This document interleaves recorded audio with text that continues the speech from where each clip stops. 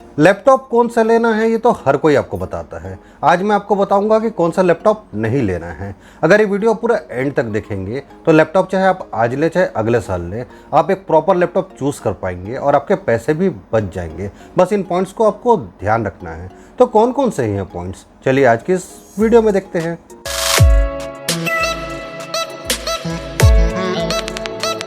आज के इस कॉम्पिटिटिव वर्ल्ड में कंपनीज को अलग अलग फीचर्स देने पड़ते हैं सर्वाइव करने के लिए।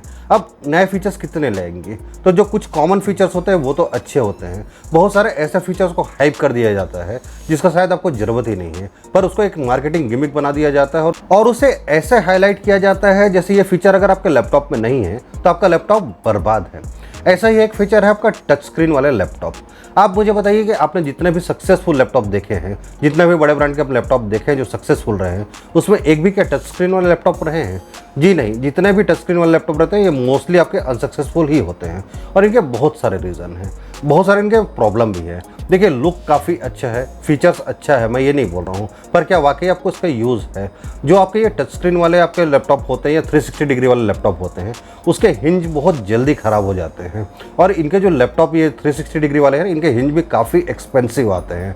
आज जहां स्लिम और लाइट वेट वाले लैपटॉप का ज़माना है, वहां पर जब आप ये टच स्क्रीन वाला लैपटॉप लेंगे तो वो काफ़ी बल्कि और उसका वेट भी काफ़ी ज़्यादा हो जाता है। तो ओवरऑल डेली यूज़ में वो आपको प्रॉब्लम करेगा ही करेगा। उसके अलावा अगर आप बात करें तो देखिए, टच स्क्रीन में लड़ा है टच सेंसर।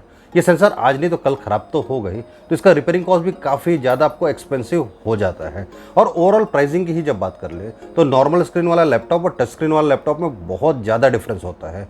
तो अगर आप कोई ऐसा काम करते हैं जहाँ टच स्क्रीन आप यूज़ करेंगे और आपका लाइफ इजी हो जाए तो आप इस फीचर के साथ ले सकते हैं उस लैपटॉप को।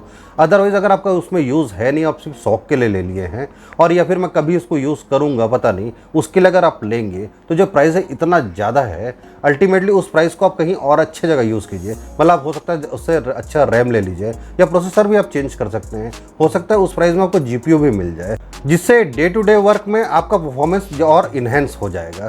तो अल्टीमेटली आप ये सोच लीजिए कि आपको वाकई यूज़ है टच स्क्रीन का तो आप बिल्कुल लीजिए, पर सिर्फ शौक के लिए या कभी कभार यूज़ करूँगा, मेरे हिसाब से ये सिर्फ मार्केटिंग गिमिक है और हाइप किया गया है ये फीचर है। नॉर्मल लैपटॉप लीजिए, ज़्यादा बेटर होगा।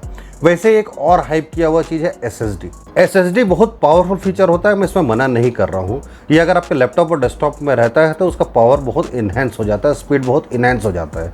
कंपनीज भी समझ गई हैं, तो SSD के बिना अगर आपको लैपटॉप लेना है, वो उनको भी मालूम है कि वो लैपटॉप नहीं बिकेगा। पर SSD कौन सा डाल गया है? SSD भी अलग अलग तरीके के होते हैं। SSD आपका होता है SATA वाला, M.2 NVMe SSD होता है, इसके भी अलग अलग जनरेशन्स होते हैं। पर आप ये तो देखते नहीं कि SSD डला कौन सा है, सिर्फ SSD है और आप खुश हो जाते हैं। कंपनीज भी इसका फ़ायदा उठाते हैं और SSD डाल देते हैं और प्राइस बहुत ज़्यादा बढ़ा देते हैं। अब मुझे बताइए, एक लैपटॉप में सिर्फ 256 GB का SSD है, 100-125 GB तो आपको विंडोज़ ले लेगा। ओवरऑल स्पेस आपका बचेगा क्या? उस लैपटॉप में आप यूज़ क्या करेंगे? क्या आप एक्सटर्नल स्टोरेज डिवाइस दिन भर लेकर चलेंगे साथ साथ में?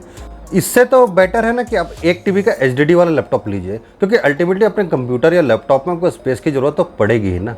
तो आप मिनिमम अगर 512 GB का SSD दिया है तो ठीक है, उसमें आपका काम चल जाएगा। पर 256 GB का SSD, वो भी कौन सा SSD, आप रिसर्च तो उसमें करेंगे नहीं।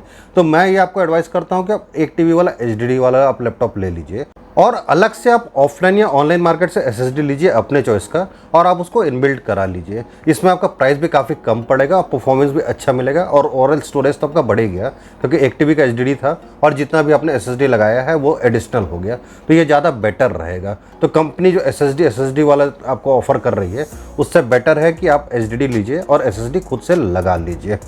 एक और पॉइंट जो हम लैपटॉप लेने टाइम गलती करते हैं कि CPU के जनरेशन्स नहीं देखते। देखिए, मैं बार बार हर वीडियो में अपना बताता हूँ कि जो परफॉर्मेंस होता है आपका एक लैपटॉप एक डेस्कटॉप का, उसमें लैपटॉप हमेशा पीछे रह जाएगा। उसके बहुत सारे रीजंस हैं, मैं अलग अलग वीडियो में ये बता चुका हूँ। आप बोलेंगे तो मैं फिर से एक वीडियो उस पर बना दूंगा। तो आप डेस्कटॉप के केस में तो ये चल जाएगा कि 1-2 जनरेशन पीछे वाला आप CPU ले लीजिए, वो वहाँ पर फिर भी चल जाएगा। पर लैपटॉप में, क्योंकि आज आप लैपटॉप ले रहे हैं, आने वाले 3-4 साल तक आप उसको यूज़ करेंगे, ऑलरेडी परफॉर्मेंस आपका डिग्रेड होगा, आपको आइडिया है ही है, और आपने आज ही उसको 3-4 जनरेशन पुराना लैपटॉप ले लिया तो परफॉर्मेंस वैसा आपको मिलेगा ही नहीं। तो जनरेशन जितना लेटेस्ट से लेटेस्ट आप ले सकते हैं लैपटॉप में, जितना आपका बजट आपको अलाउ करता है, उतना आपके लिए बेटर रहेगा। इन फ्यूचर आपको परफॉर्मेंस बहुत बेस्ट मिलेगा। आजकल एक और चीज़ ट्रेंड में चल रहा है, रिफर्बिश। रिफर्बिश लैपटॉप भी काफ़ी ज़्यादा बिकते हैं, बड़े बड़े कंपनीज बड़े बड़े सेलर भी इसको सेल कर रहे हैं, मैं इसमें मना नहीं कर रहा हूँ। पर मेरा ये एडवाइस है कि आप रिफर्बिश से बेटर है कि नया लैपटॉप लीजिए, वो ज़्यादा अच्छा आपके लिए रहेगा। क्योंकि अल्टीमेटली आपको जो रिफर्बिश लेंगे उसमें आपको वारंटी कितना मिलेगा, 6 मंथ का। देखिए मार्केट में जो भी बैठा है वो बैठा तो कमाने के लिए ही है। आपको पार्ट्स तो दिख रहे हैं कि 1 TB का HDD है, हो सकता है पुराना उसमें जो HDD रहा हो किसी अच्छे कंपनी का हो, आज कंपनी चेंज हो गया, आपको तो 1 TB ही दिखेगा ना। ये चीज़ें हो सकती हैं मार्केट में, इसी को आप मना नहीं कर सकते। तो जहाँ तक हो सके आप नया लीजिए, एटलीस्ट वहाँ पर आपको वारंटी मिलेगा, आप सर्विस सेंटर में जाके क्लेम कर सकते हैं। ये तो मालूम है कि जो भी पार्ट्स है वो है जेन्युइन। तो रिफर्बिश के चक्कर में मत पड़िए और नया लैपटॉप ही लीजिए। आज बजट नहीं हो रहा है, 2-4 महीना रुक जाइए, 6 महीना रुकिए और फिर नया ही लीजिए। यही मेरा एडवाइस है। जब भी आप लैपटॉप लेने जाते हैं तो आप उसका स्पेसिफिकेशन चेक करते हैं, CPU कौन सा है, SSD लगा है कि HDD लगा है, रैम कितना है। आप ये नहीं चेक करते कि उसमें रैम एक्सपेंडेबिलिटी की ऑप्शन है कि नहीं, जो कि बहुत ज़्यादा इंपॉर्टेंट है। क्योंकि इन फ्यूचर परफॉर्मेंस आपका जब रैम आप एक्सपेंड करेंगे तो ही हो पाएगा। तो आपको ये चीज़ गौर करना है कि वहाँ पे कोई सोल्डर्ड रैम तो नहीं दिया हुआ है।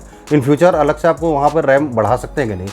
कई बार क्या होता है कंपनी सोल्डर्ड रैम दे देती है, या फिर एक ही स्लॉट रहता है जहाँ पर ऑलरेडी इनबिल्ट है आपका रैम, तो वहाँ पर ये दिक्कत हो जाता है। तो आपको हमेशा ये कंफर्म करना है कि आपको अलग से एक्सपेंडेबिलिटी का ऑप्शन है रैम, और वही आप चेक कर सकते हैं SSD के केस में कि अगर आपने HDD लिया है तो SSD को वहाँ पर स्लॉट दिया है कि नहीं दिया है, ये बिल्कुल चेक कीजिए। अदरवाइज परफॉर्मेंस आपको नहीं अच्छा मिलेगा और कल को आप पछताएंगे उस लैपटॉप को लेकर। नाउ एक बहुत ही कंफ्यूजिंग सा टॉपिक, ग्राफिक्स कार्ड। मुझे भी कमेंट आते हैं सर मैं ग्राफिक्स कार्ड लूँ कि नहीं लूँ। देखिए इसका एक जवाब हो ही नहीं सकता। अगर आपका काम है ग्राफिक्स कार्ड का तो आपको ग्राफिक्स कार्ड GPU लगाना ही पड़ेगा। अगर आपका नॉर्मल वर्क है तो GPU बिल्कुल भी मत लगाइए। ये जो इंटीग्रेटेड GPU वाला चक्कर होता है ना, उसमें कुछ भी काम नहीं हो सकता आपका। अगर आप इंटेंस ग्राफिक्स वाला काम कर रहे हैं, मान लीजिए आप गेमिंग कर रहे हैं या फोटोशॉप में काम कर रहे हैं या फिर वीडियो एडिटिंग हाई लेवल का कर रहे हैं, तो वहाँ पर एडिशनल आपको डेडिकेटेड GPU लगेगा ही लगेगा। तो जो बता दिया जाता है ना कि इंटीग्रेटेड ग्राफिक्स में आपको काम हो जाएगा, बिल्कुल भी नहीं। हाँ, अगर आपको नॉर्मल वर्क है, सिंपल सा आप काम करते हैं जहाँ बहुत ज़्यादा आपको ग्राफिक्स इंटेंस काम नहीं है, वहाँ पर आप GPU बिल्कुल भी मत लीजिए, पैसा अपना वेस्ट मत कीजिए। तो जो आजकल के CPUs हैं उसमें जो इंटीग्रेटेड ग्राफिक्स है इतना अच्छा है कि आपका नॉर्मल काम तो आराम से हो जाएगा। तो ये देखना है कि अगर आपको नॉर्मल वर्क है तो आप GPU की तरफ बिल्कुल मत जाइए, पैसा आपका वेस्ट हो जाएगा। और अगर ग्राफिक्स इंटेंस काम है तो फिर आप इंटीग्रेटेड ग्राफिक्स तरफ मत रहिए, आपको अलग से GPU लगाना ही है। इस चीज़ में आप क्लियर रहिए। आधा में नहीं होगा कि इंटीग्रेटेड से मैं गेम खेल लेता हूँ, मैं 3D एनिमेशन कर लूँगा, मैं ग्राफिक्स का काम कर लूँगा, नहीं हो पाएगा सर। ग्राफिक्स कार्ड आपको रिक्वायर्ड है। नॉर्मल वर्क है, पैसा मत वेस्ट कीजिए, नॉर्मल इंटीग्रेटेड ग्राफिक्स लीजिए, आपके लिए बेस्ट रहेगा।